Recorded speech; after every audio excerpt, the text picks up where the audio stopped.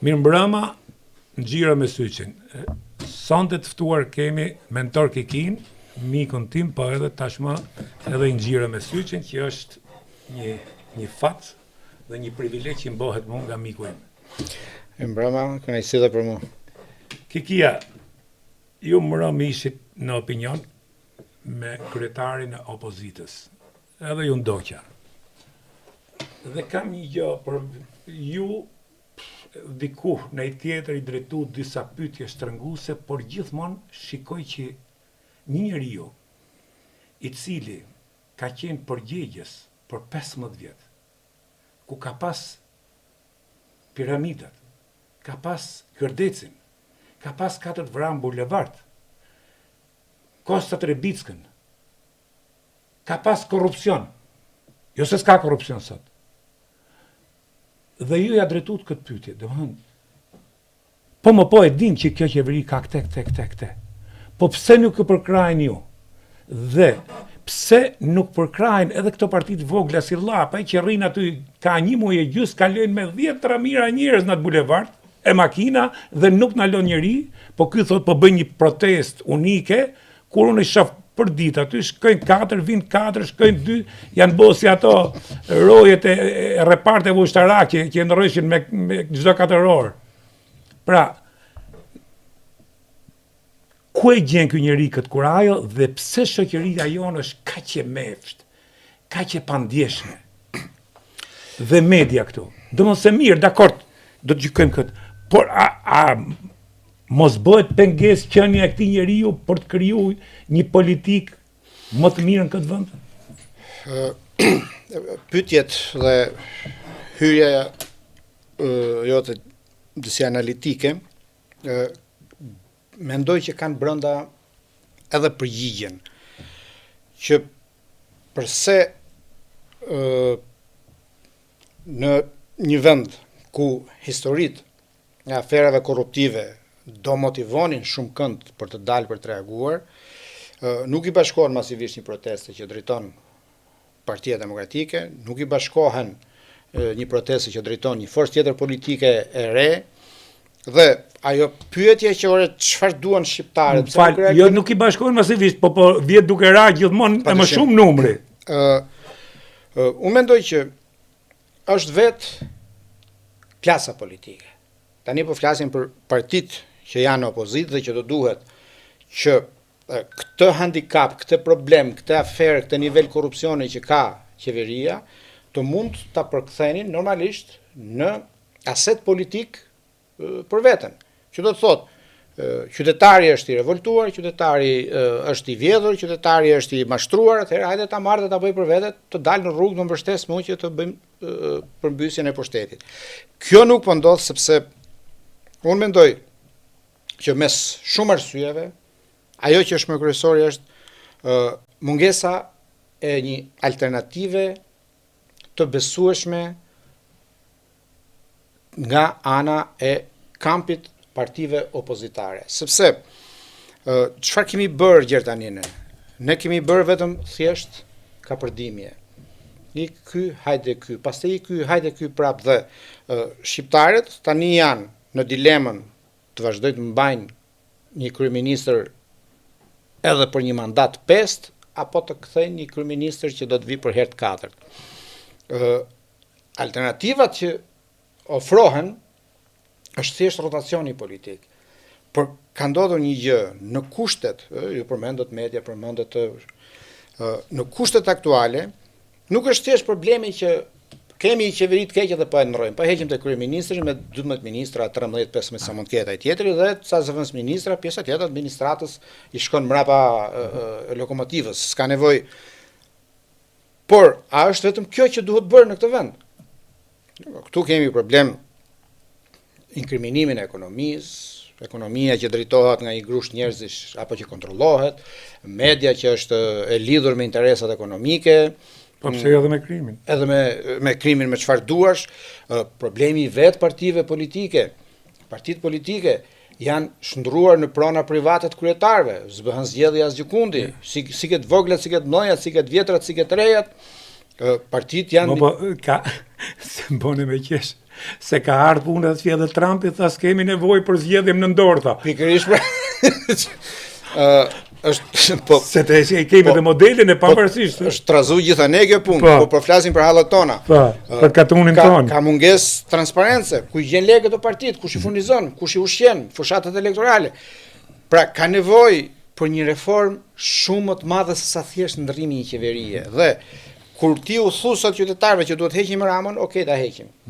Por çfarë do bëhet në këtë vend? Dhe unë ndër ata njerëzit e përgjegjshëm që mendoj se jam, bëj pyetjen, në rregull, e hoqim Ramën. Meriton tiki. Çfarë duhet bërë në këtë vend? Nuk mjafton ndrrimi i qeverisë, sepse çfarë do ndodhi? Do ndrojmë qeverinë, do vinë qeveri tjetër, do vazhdoj të njëjtin mekanizëm të punoj me kompanitë oligarkëve që kontrollojnë koncesionet PPP, do vazhdoj të punoj me të njëjtat media klienteliste, do vazhdoj të punoj në të njëjtën formë, pa bërë zgjedhje, pa treguar se kush e furnizon partinë dhe pastaj si ja jep partisë, kompanisë që të dha lekët e fushatës të jep gjithë tendrat e koncesionet. Nuk ka nevojë për këtë Shqipëria. Të ndrojë. Falti po prezant garantoj që do të ndodhë kjo.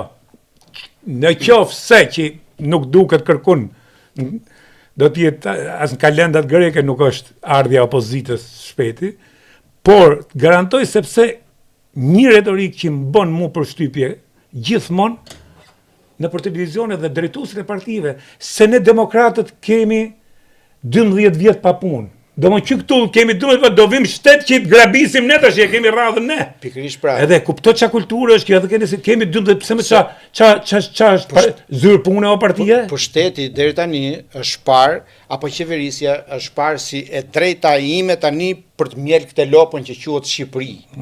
Edhe këta njerëzit që quhen shqiptar, që këta punojnë. Dhe kush ka pushtetin tash do emroj ministra, zëvendësministra, drejtore, ku janë e ku janë, gjithë kush ka në dorë të marrin e gjë. Në momentin që u mbush kupa e këtyre, hajde të vinë sa tjerë tash që me drejt thonë se kemi 13 vjet në opozitë tash, është rada jome, do të marrim dhe ne në gjë. Hajde tikin këta të vim ne. Ajo që unë besoj dhe mendoj që nuk duhet ndodhë është pikërisht kjo gjë, sepse ai i ashtu quajturi tranzicioni joni që s'ka mbaruar asnjëherë, ke parasysh sa herë thoshin, të japin fund tranzicionit, tranzicioni dhe dekomunistizimin. Dy gjëra që nuk kanë filluar anë me e bë. Atë tash është shumë votë me e diskutubile. 35 vjet më vëlla, për 35 vjet. Ja, nuk quhet më tranzicion, ka mbaru. Duhet të sheshu çdo, edhe vulkanet kishin shpërthyr, këtu duhet të ishin eliminuar pasojat. Kjo gjë nuk ndodh sepse problem se tranzicioni është klasa politike këtu.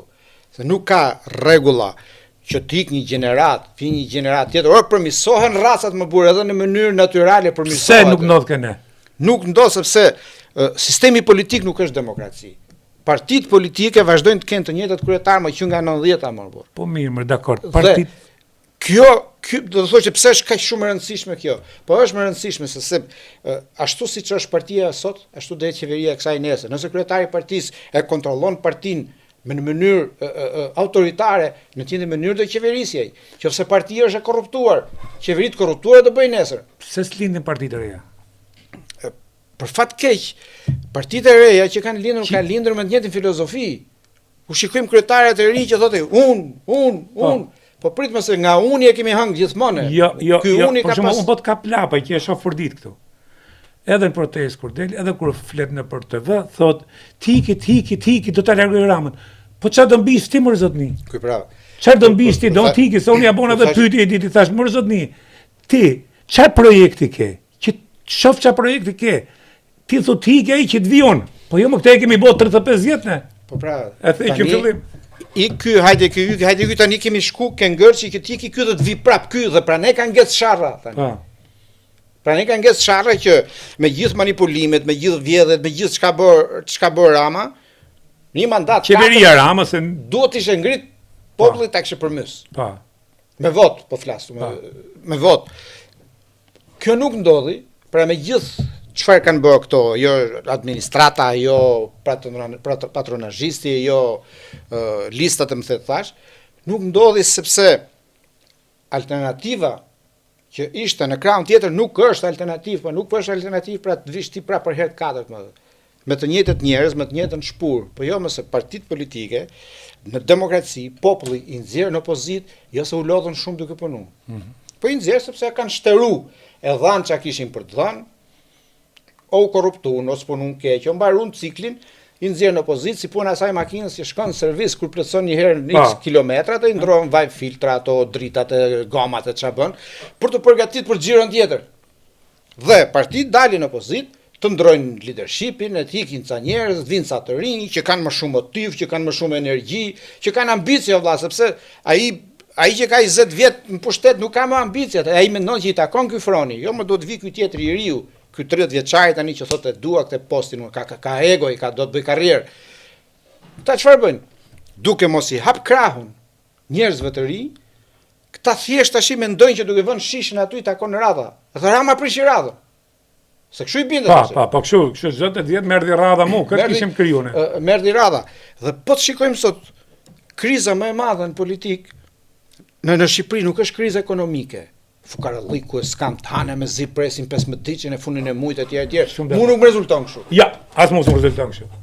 Unë shikoj çdo fundjavë se si bllokohet trafiku nga njerëzit që ikin për dalë për pushime. Që benzina është më e shtrenjtë se gjithë Europën. Unë mendoj që kriza më e madhe në këtë vend është kriza e leadershipit. Shikon në të dyja partitë të mëdha, nuk gjen një që të thosh ky është njeriu që duhet të jetë e ardhmja e kësaj partie. Jo ta caktojë kryetari ta qisin e xhepit thot ky është zëvendësim, por të jetë lideri që ne mendojmë që ky e meriton. Dhe ky lideri, ky nuk blihet. Nuk ka asnjë parti. Pikërisht pra. Ky lideri nuk blihet. Leni këto, po këto të voglat që pretendojnë që janë ndryshe. Kape me Dion, kush është i dyti aty? Kush është lider? Po s'ka më as. Kape lapën, çin ka? S'ka pra. Kape çin dush me çin partish du. S'kam dysh. Kjo ndodh sepse këta lënë tokë të djegur mbrapa. Këta janë si puna saj pemës që në hijen e kësaj nuk rritet as si filiz, nuk mbin as si far. Sepse duhet të jenë këta. Dhe sot askush nuk mendon që mund të hyjë në garë dhe bëhen zgjedhjet pas nesër PD. Kush do garoj përballë Berishës? Asnjëri. Do thotë Rama ka ndarë me, thotë sa të jenë pushtet s'bëj zgjedhje fare. Por edhe aty askush nuk mendon. Jo do jenë zgjedhje formale tash, si ka mundësi se ti kape të rit? Kujt ja ve fajin tash? Ja ve këtyre politikanëve, këtyre kryetarëve apo këtyre të rive? Si ka mundësi në një parti demokratike? Është modeli. Demokratike ka emër, se demokratike ka qenë gjithë jetën. Si ka mundësi që në një parti të tillë ka djemë të ri, të cilët kanë qenë kalamojnë ose kanë lindë mas 90-s. Dhe si i bashkangjiten gjyshit, qoftë edhe luftë brezash. Këto nuk arrin dot me bo vrasjen e atit, që normalisht në psikoanalizë thuhet që duhet bosh vrasjen e atit. Ne brezion, një pakice bom vrasjen e atit, dulëm kundër baballarëve.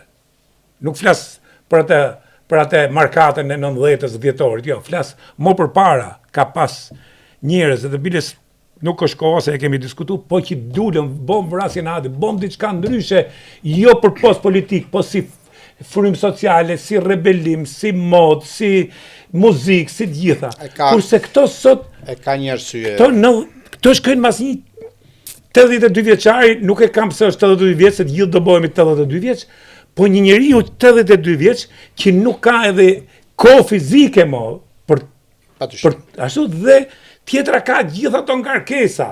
Domethënë çfarë mund shpresosh ti ke kjo parti? Një parti që nuk del një njeriu, s'kam pa deri sot që dali ti kundërshtoi Berishës.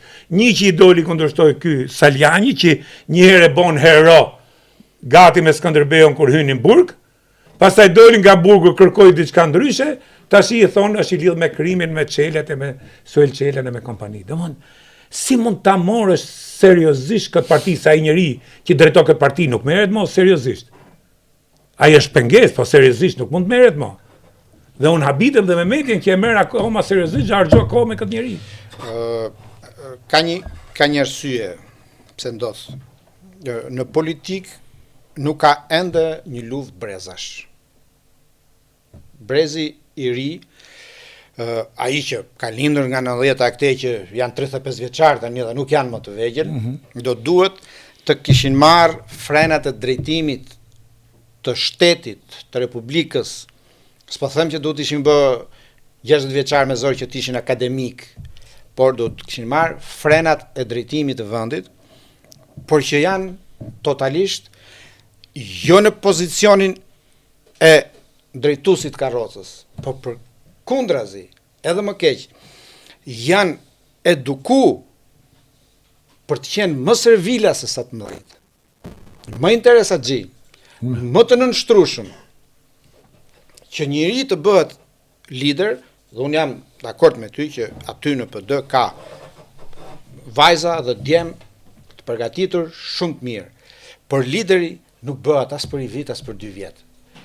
Lideri është ai që hidhet në ujë, është ai që hyn në ring, ai që zbret në fush, lufton, garon, humb, rrëzohet, ngrihet, ngrihet prapë. Ore krijon profil të s'kan profil më. Në këtë përpjekje, ky kalitet si politikan, rritet, piqet, krijon imazhin e vet, autoritetin e vet, respektin e vet. Nuk mund të tash të marrësh ti mentorin, ta nxjerrësh nga frigoriferi, të thosh, ky është lideri. Ti veç emri dush, por lider jo. Ore, ti shifi kongreset me që bëjnë këto. Kongreset apo kuvendet, si thënë. Po, njëri i thot kongres, tjetri i thot. Po kongrese i kanë gjithë. Kongrese. A e ke pama? Flitet, nuk ka debat, nuk ka ashtu, flitet si mas. Nuk e di pse flasin 20-30 vet ose kur bëhen. Sepse thonë të njëjtën gjë. Po thonë të njëjtën gjë. Domethënë nuk ka debat, nuk ka përplasje, nuk ka konflikte. Dhe i vetmi se s'ka qenë kongres, po çka ka qenë kur në 91-shin kur foli Gramos Pashko, dhe kam një gjuhë para disa ditësh atë fjalimin e Gramos Pashkës, identik i ka dalë çdo fjalë që ka thonë në atë fjalim. E kam dëgjuar. Dhe ky ka qenë fjalimi i fundit që dikush kundërshton dhe e morën e hoqën, edhe ja ku përfundon sot. Ja ku përfundon. Me atë fjalim 1-1 ka dalë Gramos Pashkës. Për shkak të kësaj fryme, të përjashtimit, të shtypjes, të largimit, edhe këta të rinjt, që brenda vetës mund të kenë vërtet goxha ambicie për të bërë karrierë, sepse dikur kishte kështu mes fletrufeve ishte edhe filani është karrierist. Karrierist, po. Ishte shfaqje ujë karrierist. Por askush nuk bën dot përpara pas pat egon për karrierë. Ja. Jo, po s'pat ego, nëse dikujt i thu kjo është karriga jote të matë cepin dhe djetë ngroft ai. Ja, po njerëzit s'kan ambicie për karrierë, nuk mund të kenë as sukses. Pikërisht. Qoftë biznes, qoftë politik, qoftë media, qoftë kudo. Ka plot nga këta që kanë këtë ambicien. Por të gjendur përballë faktit që po guxoj, ky përjashtohet, nuk guxon. Dhe çfarë ndodh? Është përhapur fryma që po zguxove, por rri thjesht duar troket, buzqesh kryetari, lavdëron, mund dalish i fituar. Dhe atëherë shumica kanë zgjedhur të bëjnë këtë të dytën, përderisa përfitoj. Pse të guxoj? Përderisa fitoj. Pse të riskoj të më heqin, të më përjashtojnë? Dhe ka bërë sot që nuk ka kandidat për lider në asnjërin palë. Nëse PS-ja del nesër në opozitë, do ketë një problem që ka PD-ja sot, që s'po di ku do orientohet. Kultura e nënshtrimit ke neve është më duket në DNA. Sepse historikisht në këtë kemi bota, si duhet jemi çik sinqert me veten. Për fat keq që e analizoj edhe unë shpesh edhe s'duhet ta pranoj për realitetin, por që jo ka ardhur koha sepse nuk është rasti se gjithë bota ka pas up and down, kupton, ramje, ngritje, ulje një anë tjetër.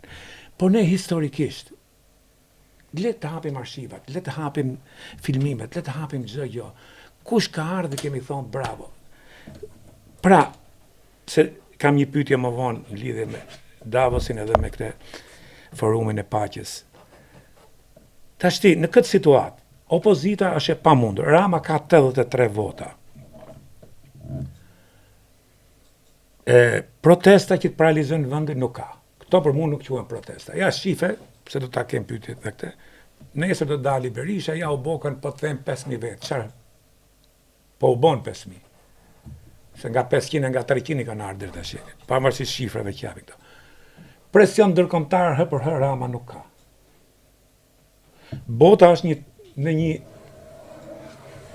një turbullirë të madhe për vete që nuk din nga po shkojnë fuqitë e mëdha. dhe nuk ka kohë njëri të merret me Ramën. Por sa i përket korrupsionit, do të kam thonë shpesh, marrëdhënie, sidomos tash që po bëhen marrëdhënie force në botë, nuk duan me ditë këto se çfarë probleme ka populli shqiptar mrena. Këto duan me politikat e vendeve, po të kenë mirë marrëdhënie në interesat e atyre fuqive. S'kan desh me ditë to 50 vjet që flasë për diktator, ishte Enver Hoxha 50 vjet i boni çat desh qefin në Shqipëri, as se ngacmoi njëri me gisht. Apo jo? Pra, në këtë situatë, Rama ka mandatin e 4 dhe nuk ka kërcënim eminent. Atëherë, çfarë duhet bëjmë media, shoqëria me Ramën? Opozitë fuqishme nuk ka, nuk duket që ndodhin e përmyset. Pra janë dhe 3 vjet tjera. Dhe kështu si po shkon opozita, kështu si po shkon politika, dhe kështu si po shkon vetë publiku, që ajo që thatë ju, nuk ka njerëz për bukë, sigurisht janë pare diku me trafik, diku me korrupsion, diku vin pare nga imigracioni një në tjetër, po uri nuk ka, asë unë e shof, restorantet i ke plot, nuk ke blokohet rruga për korë, çdo 7 orë me shku 100 kilometra. Pra, a mos duhet media dhe njerëzit think tanker që ku i kemi në këtë think tanker, nuk e di. Mos duhet ulen bisedojnë me Ramën, çfarë duhet bëjmë? Se nështë dhe Rama se me drejtu gishtë e vështirë, jemi shoqëri e vështirë ne. Cilin do të marrësh, vje me vija dhe ajo që thamë nëse është në kulturë më këneve, në shtetë shkohet me mirë lopën. Unë besoj që nëse do të quajmë qeveri një problem, problemi nuk zgjidhet duke bisedu me qeverin. Unë besoj që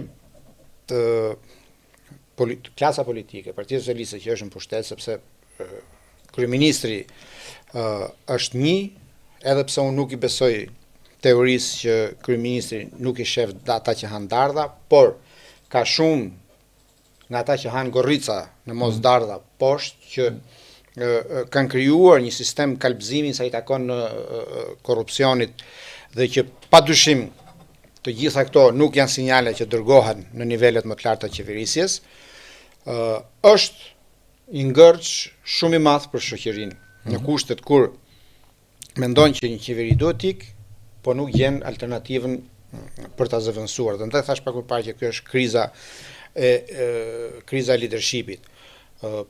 Shqiptarët dukshëm nuk e mbështesin opozitën të re dhe të vjetër, po i flas të gjitha, po i përfshi të gjitha bashkë, dhe edhe më fatale është që në kushtet kur thonim që ore nuk bën më Sali Berisha për kryeministër. Dakor, bien që Partia Demokratike po vazhdon të paguaj koston e Berishës, për shkak se në fund, por është një njeri që ka qenë në të gjitha pushtetet dhe s'ka ç'a provohet më, s'ka ç'a jep më. S'ka ç'a provohet. Do duhej që të fitonin admirimin e qytetarëve, ta fitonin partitë e reja.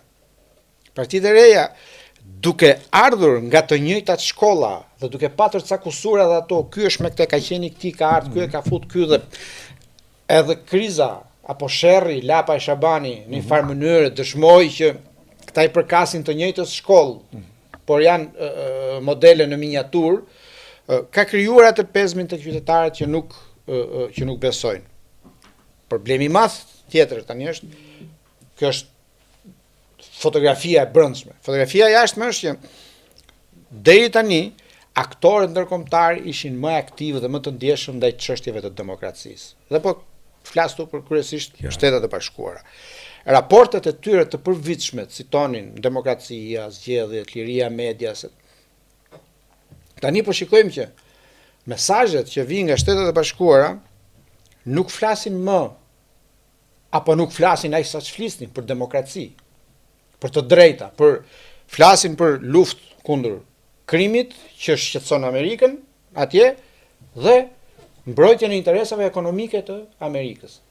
Që do të thotë, nëse tu mund të jetë një qeveri që spyt fort për zgjedhje, por e ma mirë me Amerikanë, çfarë do t'i biznese, koncesione e tjerë, jemi në rregull. Kam frikë që kjo çarja, kjo thyrja që është krijuar me Shteteve të Bashkuara dhe BE-s, që është bërë zyrtare tashme, do bëjë që dhe BE-ja të mos interesohet fort po frynas për frynërë në Shqipëri, apo në Ballkanin Perëndimor, apo po i plotësojnë ato standardet që i duam ne për negociatat, apo s'po i plotësojnë. Sepse BE-ja sot, edhe kur them sot, pikërisht sot, në summitin e Davosit, u ul dhe tha ne duhet të punojmë për të krijuar pavarësinë tonë nga Shtetet e Bashkuara. Ne duhet fillojmë të punojmë për të menduar për mbrojtjen tonë, duhet fillojmë të investojmë në ushtri, të investojmë në armatime, e kështu me radhë. Në këto kushte, SBA-ja ka një kurs tjetër në politikën e jashtme. BE-ja është detyruar të ndjek kursin e saj në këto kushte, pa kush mendon që ore ti si numrove mirë votat. Jam plotësisht dakord. Dhe gjithë kjo frym i shkon në interes arrogantit. Ati që e shpërdoron pushtetin, ati që e ka në dorë dhe mendon që kjo mjegulla i bën mirë për të ruajtur këtë status quo, për të ruajtur këto pozitat e veta. Kështu që nuk janë, besoj që situata nuk është pozitiviste në tërësi. Aq më shumë kur ne për 35 vite nuk dolëm dot nga ajo që quhet zona e demokracisë hibride. Sepse pas çdo ti marrën raportet, zgjedhjet thoshin kishte probleme 1 2 3 4 5, por ishin më të mira se ato të shkruara. Po. Dhe kjo ishte përsëritje. Më të mira se të shkruarat, më të mira se të shkruarat. Demokracia ishte ka probleme, kështu po është demokraci hibride dhe ne arritëm që të bëjmë demokracinë e vërtet, por mbetëm në zonën hibride. Dhe gjithmonë keqja jonë demokracia vërtet është vun pikpyetje sot edhe në ato në Europë, Shtetet e Bashkuara. Pikërisht pra. Pra ne po them që është edhe më keq. Sot po flitet për politika force. Sepse gjatë gjithë kësaj kohe ne përpjekjen për ta rregulluar këtë demokracinë tonë hibride, nuk i kishim varë ke forcat tona, ke përpjekjet tona, po i shifshim çfarë do na thot Brukseli, çfarë do na thot Washingtoni.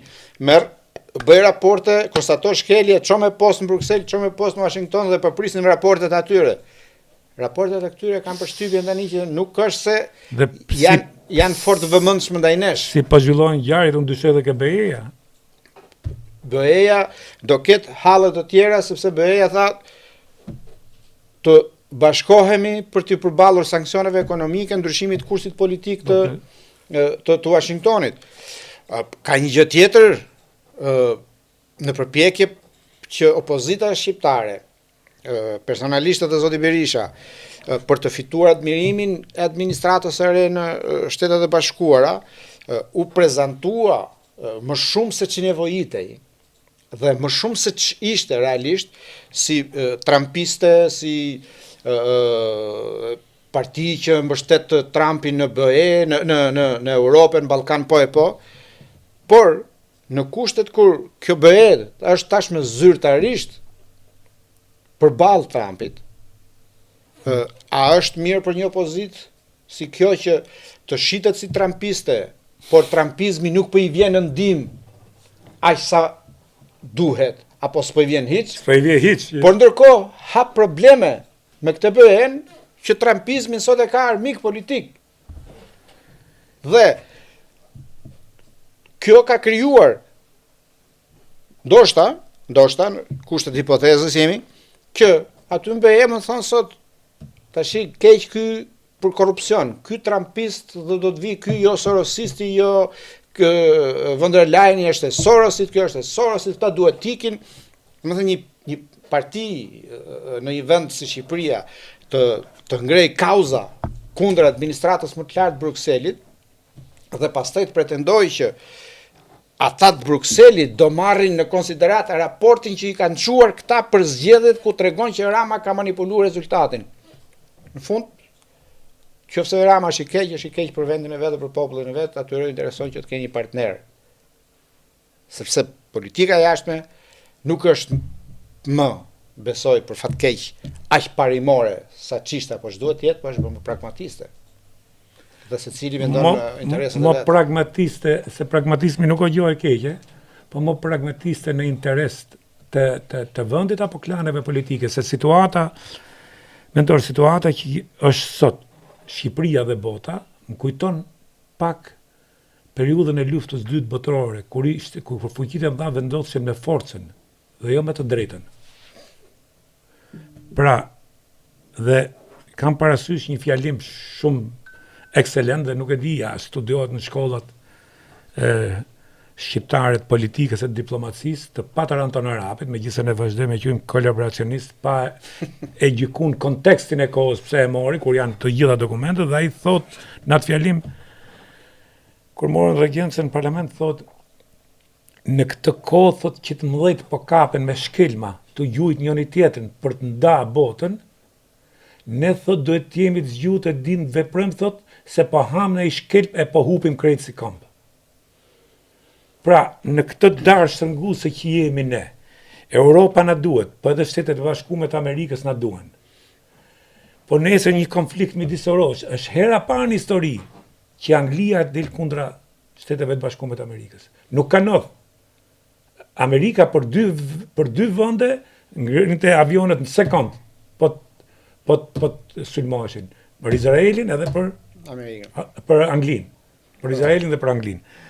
Pra, në këto raporte, a duhet të luni më me diplomacinë dhe mos dalim si gjithmonë të parët? Sepse nuk e dim si dhe pazarit, aq më tepër që po kthehen në pazaret fuqive të forcës. Pra, apo hymë në një sistem të ri tripolar, force Kinë, Amerikë, Bashkim Sovjetik? Tani këto janë lojra kaq shumë të mëdha sa as ata vetë që po i luajnë nuk e din vazhdimin, sepse Trumpi nuk është një politikan që luan me largpramësi, Trumpi është spontan, çohet mëjes do marrim Groenlandën. Nesër ditë bukur dhe do marrim kanalin e Panamas. Pastaj djeta jo për Groenlandën. Pastaj tha nuk do e marrim me forca, po do na jepni vetë. Pastaj do e blejmë, do japim këtyre na kaq. Do të thënë, situata është kaq shumë kaotike, por me pasoja të rënda. Unë po lexoja sot një raport që tregonte mbi rënjen drastike të turizmit në Shtetet e Bashkuara. Sepse nuk e dija këtë informacion, kanadezët ishin populli që pushonin më së shumti në Amerikë. Po, në Florida. Për shkak të këtyre konflikteve. Jo vetëm pushonin, po kanë blerë edhe shtëpia në Florida. Ka një kurs edhe të orientimit të qytetarëve, sepse shikojnë qasjen politike. BE-ja kuptoi që deri tani ishte një administrat, por s'kishte funksionuar si një entitet shtetesh që të kishte strukturën e vet. Burokratizimi i Brukselit, korrupsioni i madh brenda Brukselit, kuptoi që ishte një OJQ e madhe.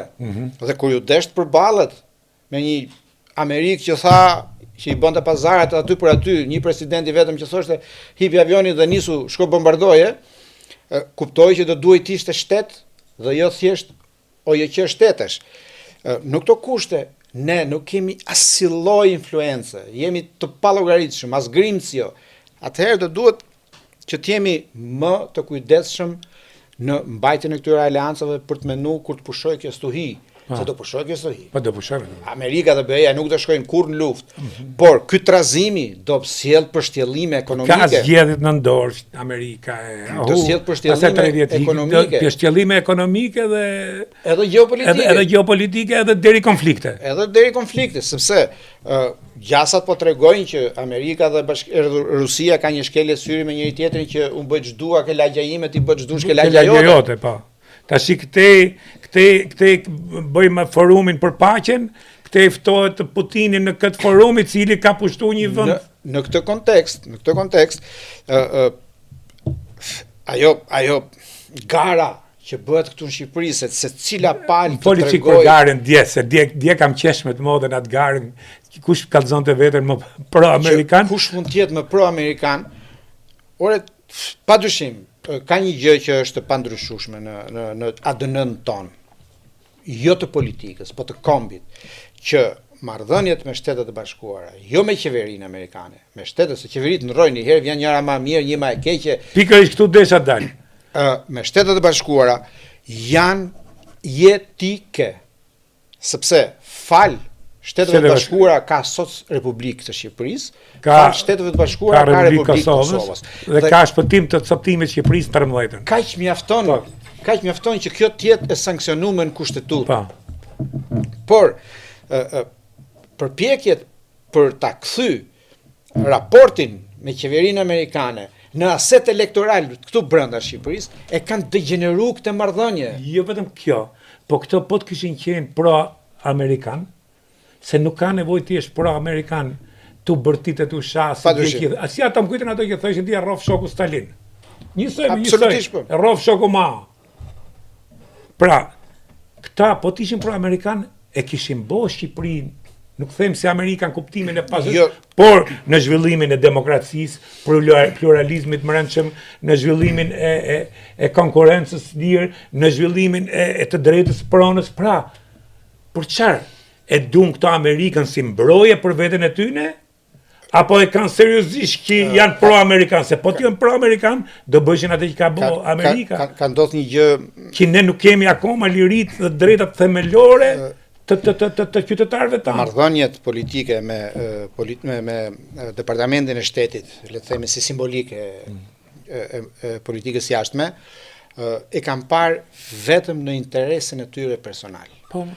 Kanë lobuar, mund të jenë të vetmit politikan, mund të jetë edhe në një diktator, në një kryeminist i korruptuar nga Afrika, por kanë qenë të vetmit politikan që kanë paguar para për të lobuar deri për fotografi. Për interesat e veta. Po këto fotografit, këto filmimet që bëheshin në Washington. Po jo më vazhdojnë dhe sot nuk do të give them nobody, po nuk qa kokën njeri.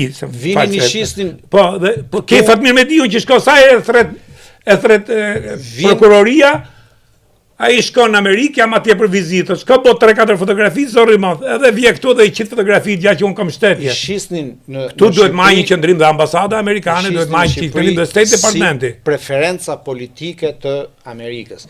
Dhe, seanca e kësaj tente ishte pika kulmore ku tregon që servilizmi, jo partneriteti, janë të servilizmi dhe rruju për servilve se janë njerëzit më të poshtër. Kanë shkuar në pikën më të poshtër, sepse nuk ka më lidhje fare me marrëdhënien serioze me Shtetet e Bashkuara, po secili përpiqet që të tregohet sa më i zellshëm për të ka një se më ngacmoj ajo që the pak më parë, ky servilizmi janë mos është na dënë. Në 1924, në mos gaboj vitin, ndodhi ai që në Mamurras ku vran ato 2 amerikanët, që ishin turistë që po shkonin për dhe qeveria Zogut, në atë kohë ishte kryeministri Zogut, si ishte Bomret Ala, organizoi një fushat spastrimi, akuzoi opozitën e Nolit, që i kanë vra ata amerikanë që të armiqësojnë Amerikën me qeverinë. Edhe i mbushi burgjet plot, kape varë njerëz. Varin fira do në mes Tiranës për të tregu Amerikës që ne po vendosim drejtësinë për vrasjen e 2 shtetësve amerikanë. Dhe konsulli amerikan i kohës, ambasadori, ka ca kujtime që janë brillante. U lëshoheshin, tha, politikanët e kohës, çdo mjes, para se të shkoshin punë, vishin ke konsulata, raportoheshin për të shprengur shëllimet, uleshin aty, qanin, o që na gjetin ne, o na falni për atë që u bon, ikshin prap derisa detyrohet konsulata, thot nuk ka më pritje.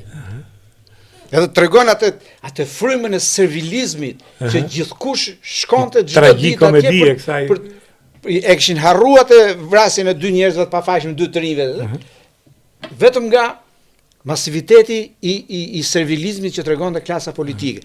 Po kanë kaluar 100 vjet. Po e njëjta skenë. Po është e njëjta skenë. E njëjta skenë është.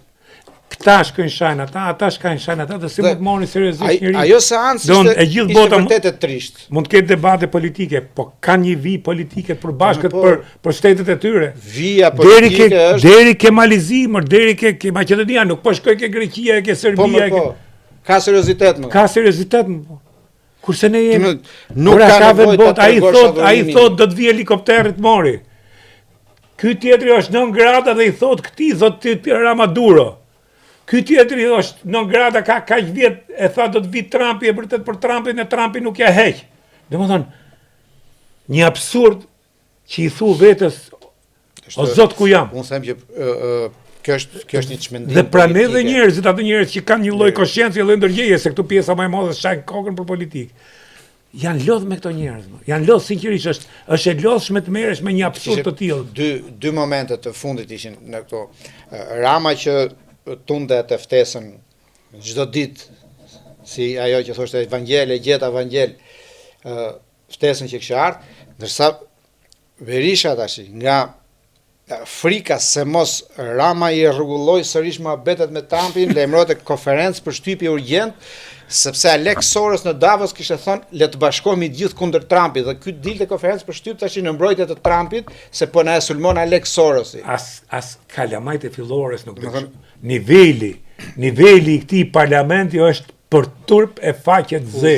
As kalamajt, dje un kam ligju parlamentin dhe nuk kishte asnjë debat konstruktiv. Ju jeni me Amerikën, ju s'jeni me Amerikën. Ne du më shumë Amerikën, jo unë. Pastaj kur një idiot aty, Ramës ti thuj çfarë dush, po i thot ti s'ke qenë basketbollist se ti azmatik ty pranë të merret fryma.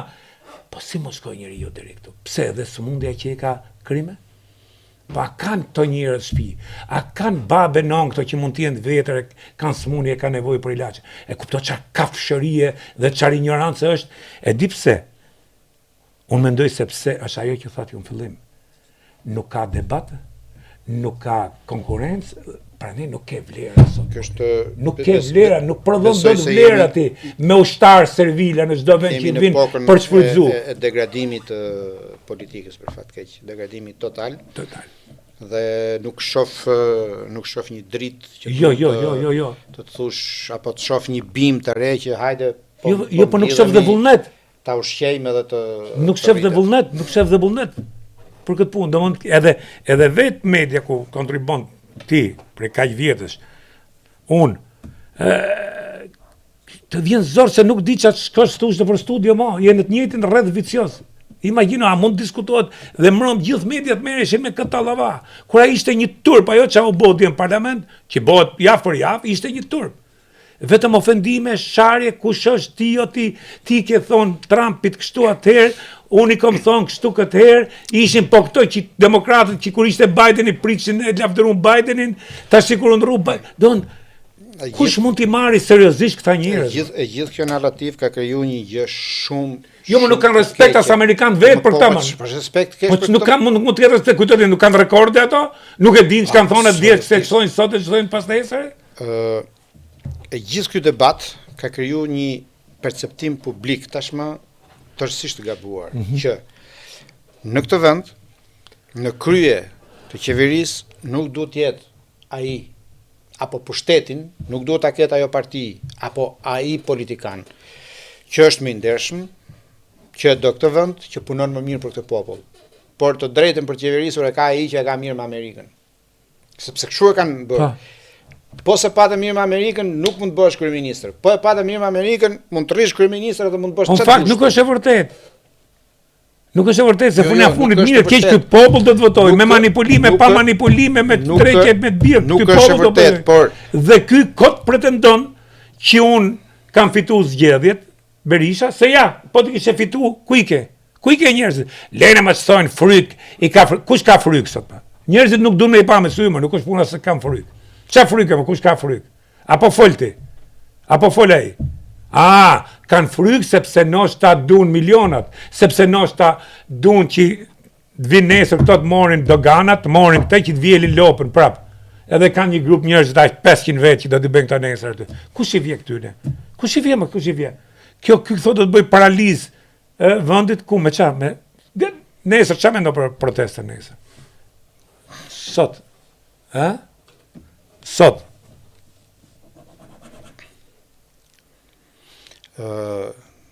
E mbyllim tani me protestën. Me protestën. Okej. Protesta është një përpjekje e Partisë Demokratike për t'u imponuar. Pavarësisht nga njëra ke tjetra, ka 100 njerëz më pak apo 1000 njerëz më shumë, mendoj që është pak për të ushtruar atë presionin e duhur mbi një qeveri që të dorëhiqet, sepse Ne jemi koshient edhe ndërprerja e mandatit në qeveri është pjesë e demokracisë. Por kjo gjë bëhet vetëm me presion popullor. Po presioni popullor nuk ushtrohet me një protestë një herë në muaj, edhe me 500 vetë, apo edhe 5.000. Po edhe 5.000. Sepse kemi parë protesta në Beograd që kanë zgjatur me javë, me muaj. Shumë më të fuqishme, shumë më masive. Dhe prap pushtetet të forta kanë rezistuar, nuk janë rrëzuar. Kështu që sado që opozita në tërësi, po partitë demokratike, por edhe këto partitë të tjera që organizojnë secila protestën e vet, se kështu është bërë tash, çdo parti ka protestën e vet, ka atë të vetën, fronin e vet, nuk janë mjaftueshëm element presioni të paktën deri tani për ta detyruar qeverinë të tërhiqet, për të shkuar në ato që quhet krijimi i një qeverie teknike apo qeverie kujdestare për zgjedhjet. Dhe jam plotësisht dakord dhe këta më mirë tërhiqen e të krijojnë një fuqi për zgjedhjet e ardhshme, se këto kështu vetëm shqetësojnë dynjan, bllokojnë rrugët e Tiranës se nuk realizojnë asgjë. Këto duhet ndërrojnë koncept, leadership, njërin tjetrën, dhe partitë e vogla është mirë që të futen në vathën e ndaj partie të madhe, se kështu me 10 vetë si rrit lapa këtu që ka 2 muaj, 4 vetë shkojnë thash 4 vinë e ka bosi i kiosk të vogël aty. Kjo është vetëm me nuk e di se ku do me dalë, pas nuk i krijo shqetësim kërkujt. E kia është gjithmonë kënaqësi, faleminderit shumë sa herë që vjen në podcastin Xhiro.